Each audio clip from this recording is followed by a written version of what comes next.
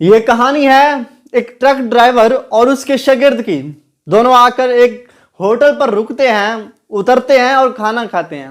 کھانا کھانے کے بعد ایک ایک سگریٹ چرس کا پیتے ہیں۔ چرس پینے کے بعد استاد شاگرد سے کہتا ہے کہ آج ٹرک تو چلائے گا۔ یہ سن کر شاگرد بہت خوش ہوتا ہے، لیکن استاد کہتا ہے چلنے سے پہلے پانی اور ٹائر چیک کر لینا۔ وہ جاتا ہے، جلدی سے ریڈیٹر کا پانی چیک کرتا ہے، اس کے بعد ٹائر کی طرف آتا ہے تو ٹائر پنکچر ہوتا ہے۔ استاد کو بتاتا ہے کہ ٹائر تو پنکچر ہے۔ وہ کہتا ہے ٹھیک ہے، پھر بڑا جیک لگاؤ اور بدل دو۔ وہ جلدی سے جیک لگاتا ہے اور ٹائر بدل دیتا ہے۔ استاد کو بتاتا ہے کہ جی ہو گیا ٹھیک۔ تو استاد کہتا ہے ٹھیک ہے، میں ہوں سونے لگا تو تم چلانا شروع کر دو۔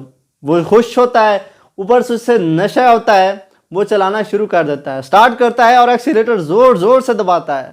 کچھ دیر بعد اس کا استاد اٹھتا ہے اور کہتا ہے کہ روکو، اب میں چلاتا ہوں۔ وہ اٹھتا ہے اور نیچے اترتے ہیں تو سامنے ایک ہوٹل ہوتا ہے۔ استاد جا کر ہوٹل والے سے پوچھتا ہے کہ بھیا یہ کون سی جگہ ہے؟ اب ہوٹل والا انہیں بڑا حیران ہو کر دیکھ رہا تھا اور کہتا ہے کہ بھیا ہم نے تو یہ سوچا کہ آپ کا ٹرک جیک خراب ہے، اس لیے آپ اسے جیک پر لگا کر سٹارٹ کر کے ایکسیلیٹر دبا رہے تھے۔ تو یہی حال ہے ہمارے پاکستان کا۔ حکمران دولت کے نشے میں دھت ہیں، اسی لیے تو پاکستان آگے نہیں بڑھ رہا۔